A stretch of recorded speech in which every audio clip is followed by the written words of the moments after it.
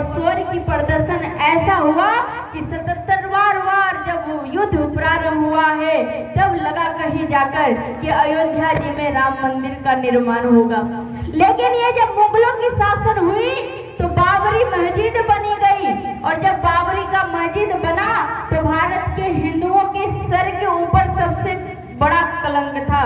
लेकिन हमारे सनातनी हिंदू भाइयों की सबसे बड़ी संघर्ष रहा कि 6 दिसंबर 1992 को ये बाबरी ढांचा को विध्वंस किया गया और अपने कलंक को मिटा दिया गया। आज हम अपने मंदिर अपने ही देश में मंदिर को बनाने के लिए इतनी लंबी संघर्ष हमने किया, क्यों? क्योंकि कहीं ना कहीं हमारे जीवन में हमने शांति की पाठ पढ़ी, क्रांति की पाठ को हमने भूल गया। अगर अपने समाज में अपने अंदर झांक कर देखेंगे तो भारत के एक महापुरुष आए और उन्होंने हमारे हिंदू समाज को एक पाठ पढ़ा कर गया और कहा कि अहिंसा परमो धर्म। हम आपसे पूछते हैं, अगर बीच बाजार के चौराहा में अगर कोई विधर्मी हमारी बहन बेटियों को बीच बाजार में कोई हमारी बहन बेटियों के साथ छेड़खानी करे और उस समय हम हाथ बांध कर देखें और कहें अहिंसा परमो धर्म, भैया मेरी बहन को छोड़ दो, भैया मेरी माँ को छोड़ दो, तो क्यों ये धर्म होगा या अधर्म होगा? क्या होगा? अधर्म होगा। तो ये बात जो आधी अधूरी हमें पढ़ाई गई कि अहिंसा परमो धर्म, लेकिन हम आज आधी अधूरी पाठ को पढ़ते हैं और पूरे देश और समाज में कहते चलते हैं कि भैया अहिंसा परमो धर्म होता है। लेकिन जब आप गीता की पाठ करेंगे ना तो उस श्लोक की पूरा श्लोक आती है, यह अहिंसा परमो धर्म नहीं है। भगवान श्री कृष्ण ने अर्जुन से कहा कि हे अर्जुन, अहिंसा परमो धर्म, धर्म हिंसा तथैव च, अहिंसा सबसे बड़ा धर्म तो है, लेकिन धर्म को बचाने के लिए अगर हिंसा किया जाता है तो सबसे बड़ा धर्म वो होता है। इसलिए अगर धर्म के लिए किसी का वध किया जाता है तो सबसे बड़ा वो धर्म होता है। लेकिन आज हम आधा अधूरा पाठ पढ़ के हम अपने आप के विश्वास का, अपना मनोबल को हम कहीं ना कहीं गिराते जा रहे हैं। आज राम मंदिर बनाने की बारी बार बार क्यों आ रही है? आज परीक्षा देते हिंदू ही क्यों नजर आ रहे हैं? आज बार बार सहने की बारी क्यों आ रही है? बार बार त्याग करने का बारी क्यों आ रहा है? इसीलिए क्योंकि कहीं ना कहीं हम सहते सहते इतना सहने लगे कि हम एक शब्द जोड़ लिए हैं अपने जीवन में, जिसका नाम है कॉम्प्रोमाइजेशन। जो कॉम्प्रोमाइज करते जाते हैं, भाई कॉम्प्रोमाइज कैसा करना? क्या हम अपने भारत में भी खुला विचार होकर नहीं रह सकते हैं क्या? क्या हमने अपने भारत में खुला होकर बोल नहीं सकते हैं क्या? अरे जब हमारी रामनवमी की जुलूस निकलती है अनेकों जगह से तो कहीं पत्थरबाजी हो जाता है, कहीं वहाँ पेट्रोल डाल दिया जाता है, कहीं दंगा बन जाता है। लेकिन अगर किसी अन्य विधर्मियों का जुलूस निकलता है तो कभी आपने सुना क्या कि हिंदुओं ने मिलकर कोई दंगा किया है? कभी आपने सुना है? कोई मीडिया ने कहा, कोई न्यूज़पेपर ने छापा है कि उन विधर्मियों का ऊपर कोई किसी ने दंगा कर दिया? बोले नहीं। क्यों? क्योंकि इसलिए क्योंकि हम सहनशील बनते गए। अरे कैसा सहनशील हम बन रहे हैं? बोले धर्म को तो जानते हैं लेकिन धर्म की नहीं मानते। भगवान राम को हम जानते हैं लेकिन भगवान राम की नहीं मानते। भगवान कृष्ण को जानते हैं लेकिन भगवान श्री कृष्ण की नहीं मानते हैं। भागवत गीता को जानते हैं लेकिन भागवत गीता की नहीं मानते हैं। आज जानने की आवश्यकता तो बाद में है, लेकिन मानने की आवश्यकता सर्वप्रथम होनी चाहिए। जिस दिन जानने से ज्यादा मानने लग जाओगे उस दिन यकीन मानो आपके जुलूस पे तो छोड़ो, आपके घर और आपकी बहन बेटियों पे भी कोई नजर उठाकर देखने वाला, कोई माँ का लालिश धरती पे जन्म नहीं लिया। जय श्री राम, जय श्री राम। जब हम पूरे धर्म के बारे में जानेंगे, आज हमारे ही भारत में संविधान के नाम पर बहुविधान चल रहा है। आप सबों को शायद नहीं पता होगा, हमारे जो नौजवान पीढ़ी है शायद उनको कुछ लोगों को पता होगा कि संविधान के नाम पर बहुविधान चल रहा है। संविधान का मतलब क्या है? सबके लिए समान विधान, सबके लिए बराबर का विधान, सबके लिए बराबर का कानून। लेकिन आप जब जाएंगे सिद्धि विनायक बड़े बड़े मठ मंदिर, पूरे भारत में 4 लाख मंदिर और मठ हैं जो सरकार के कंट्रोल में है, जहाँ का चढ़ावा सरकार ले जाता है। और चढ़ावा कितनी? 1 लाख करोड़ चढ़ावा है, जो हम प्रत्येक दिन भी बनाने लगेंगे तो हर दिन 1 लाख गुरुकुल खड़ा कर सकते हैं। लेकिन वो चढ़ावा किसके पास जाता है? बोले सरकार के कंट्रोल में जाता है। बड़े बड़े मठ मंदिर को सरकार ने कंट्रोल करके रखा है, लेकिन सिद्धि विनायक वहीं बगल में हजरत अली का दरगाह है, जहाँ का चढ़ावा सरकार का कंट्रोल में नहीं होता है। पुष्कर में भगवान ब्रह्मा जी का मंदिर है, वहीं अजमेर शरीफ है, जहाँ सरकार का कंट्रोल नहीं होता है। बालाजी का चढ़ावा है, वैष्णो देवी का चढ़ावा है, जहाँ सरकार कंट्रोल करके रखता है। और हम कहते हैं कि संविधान में हम जी रहे हैं, नहीं, हम तो बहुविधान में जी रहे हैं। अरे भैया, जब धर्म के नाम पे भारत को बांटा गया, भारत और पाकिस्तान 2 टुकड़े किए गए, तो एक महापुरुष ने कहा भाई जिसको जाने का मन है वो जा सकता है, और जिसको रुकने का मन है वो रुक सकता है। तो हम आपसे एक प्रश्न करते हैं, अगर धर्म के नाम पर देश की बंटवारा हुई, अगर धर्म के नाम पर देश की बंटवारी हुई, तो विधर्मियों को भारत में कोई काम था क्या? कोई काम था क्या? बोले कोई काम नहीं था। और अगर भारत में ही रहने का काम था तो कोई पाकिस्तान की आवश्यकता थी क्या?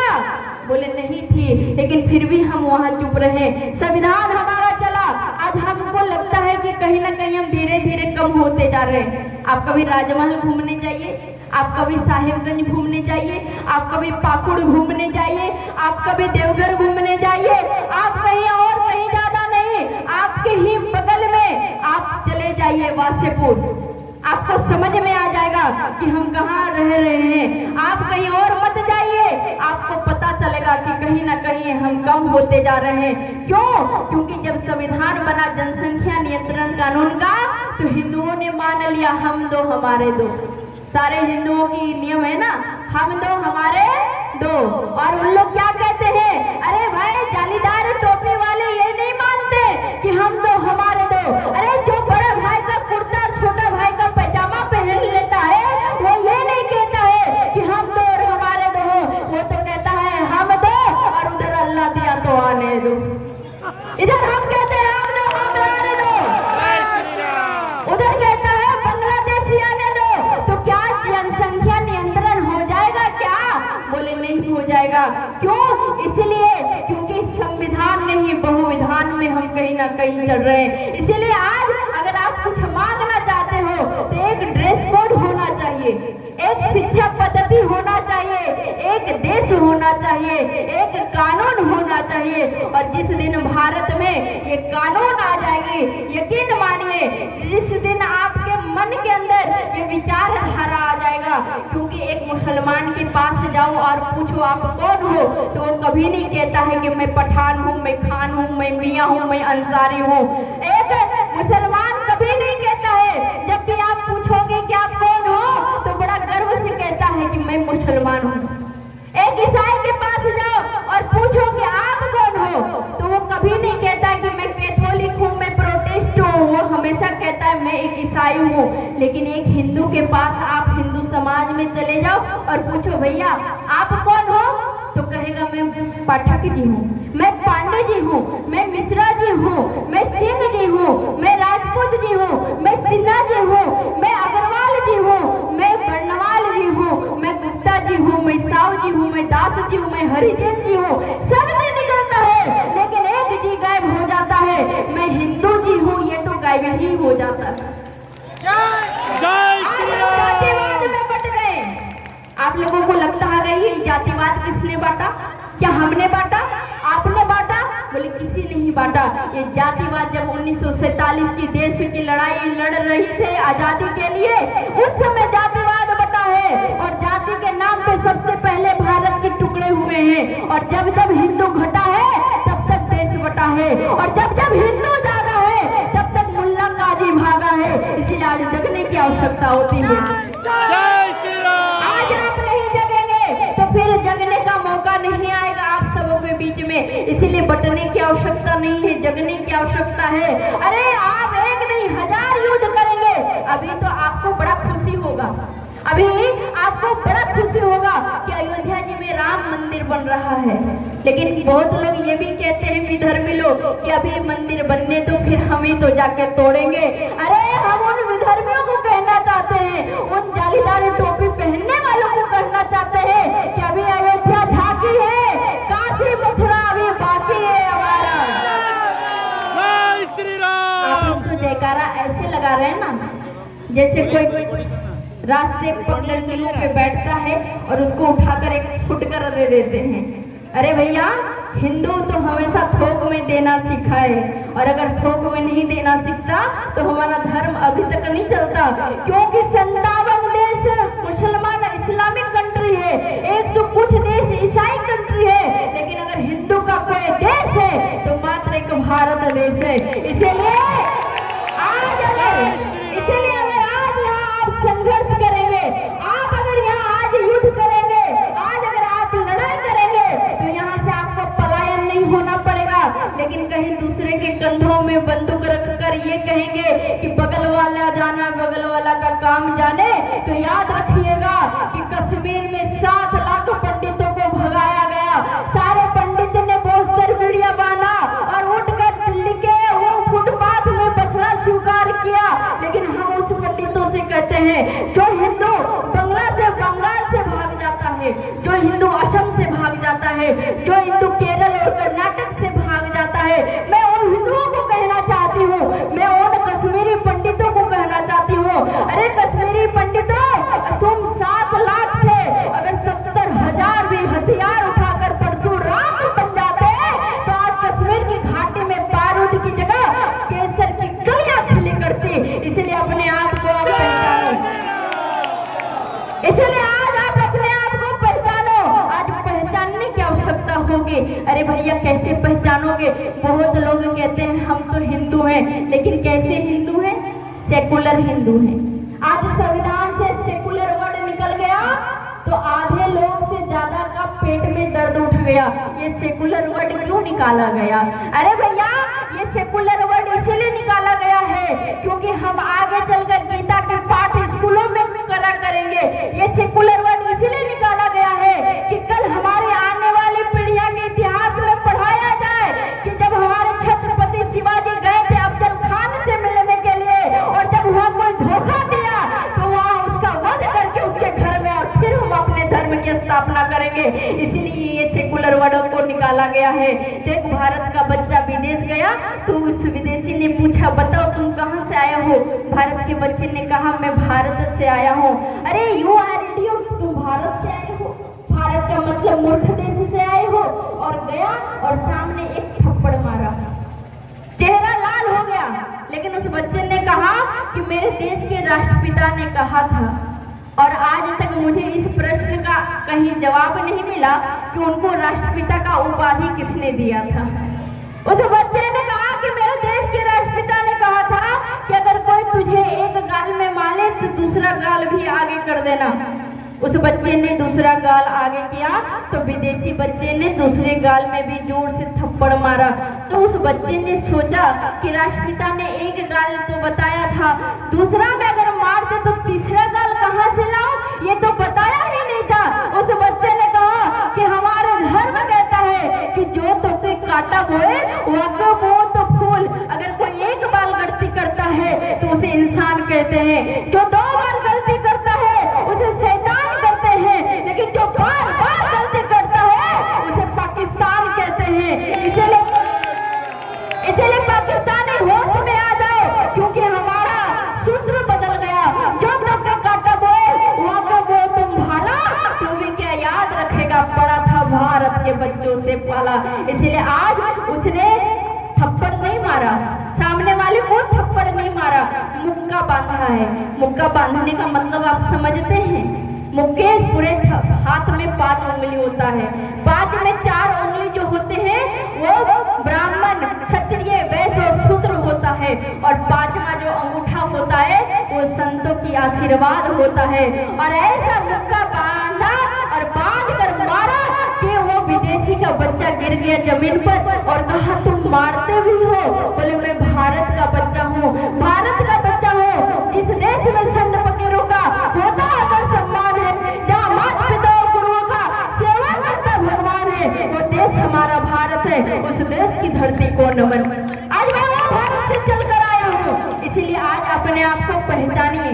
हमारे समाज की सबसे बड़ी विडंबना है, हमारे ही बीच में लव जिहाद चलता है, हमारे ही बीच में लैंड जिहाद चलता है और हम चुपचाप बैठकर तमाशा देखते रहते हैं। अभी आज के आंकड़े के अनुसार आप लोगों को शायद नहीं पता होगा कि जितना जमीन डिफेंस के पास नहीं है, हमारे आर्मियों के पास नहीं है, जितना जमीन डिफेंस के पास नहीं है, जितना जमीन रेलवे के पास नहीं है, उतना जमीन इस्लामियों के पास है। क्यों? क्योंकि जब भारत और पाकिस्तान अलग हुआ था तो इस्लामिक वक्फ बोर्ड बना था। इस्लामिक वक्फ बोर्ड क्यों बना भाई?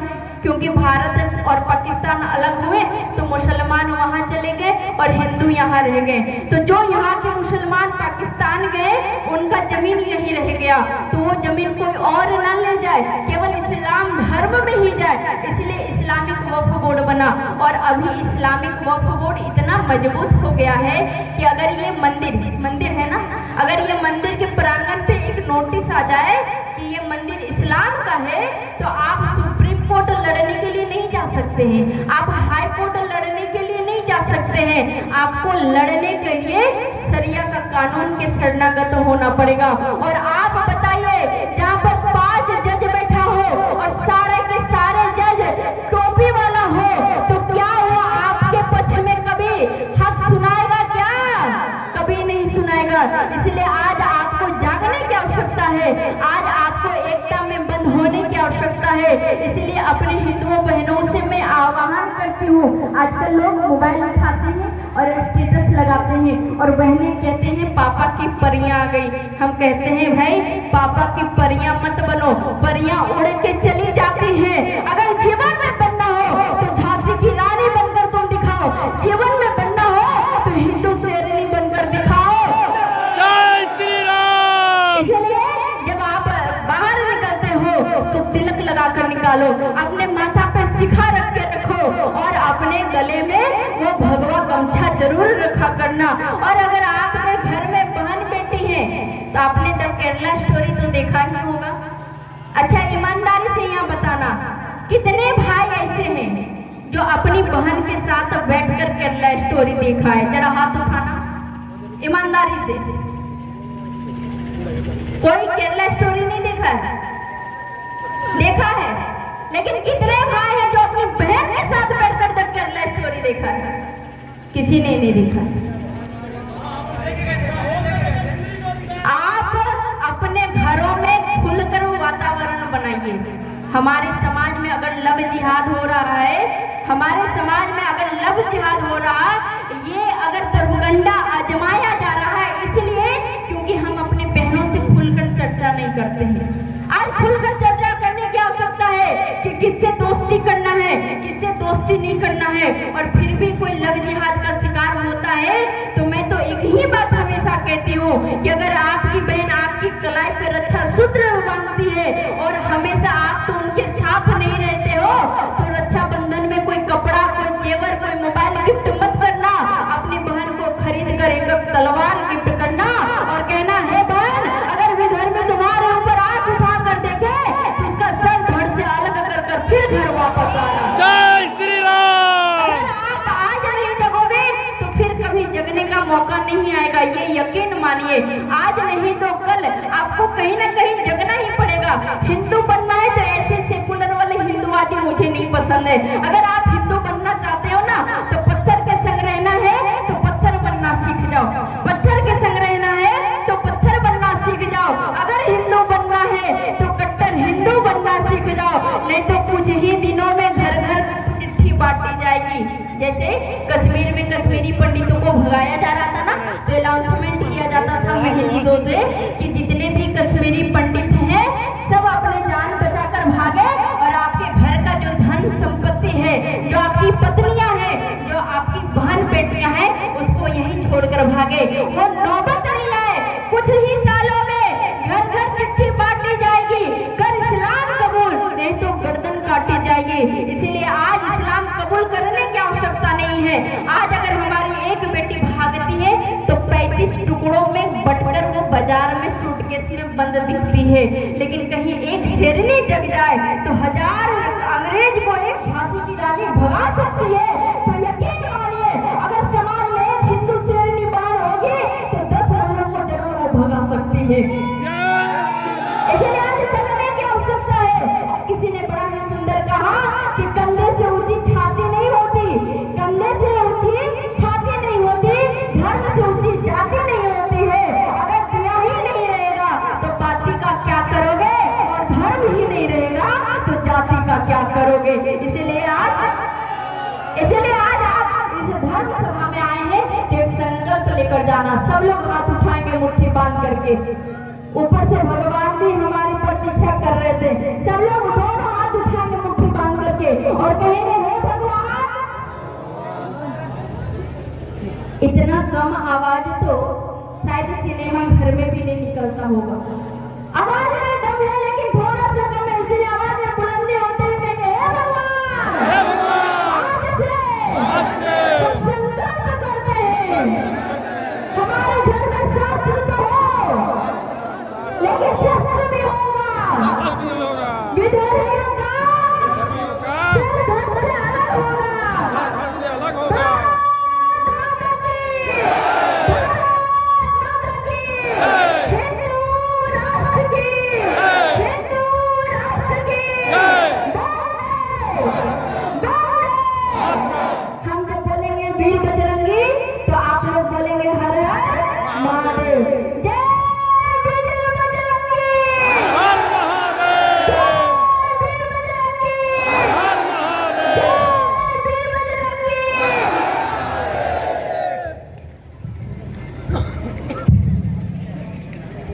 बहुत बहुत धन्यवाद दीदी को। और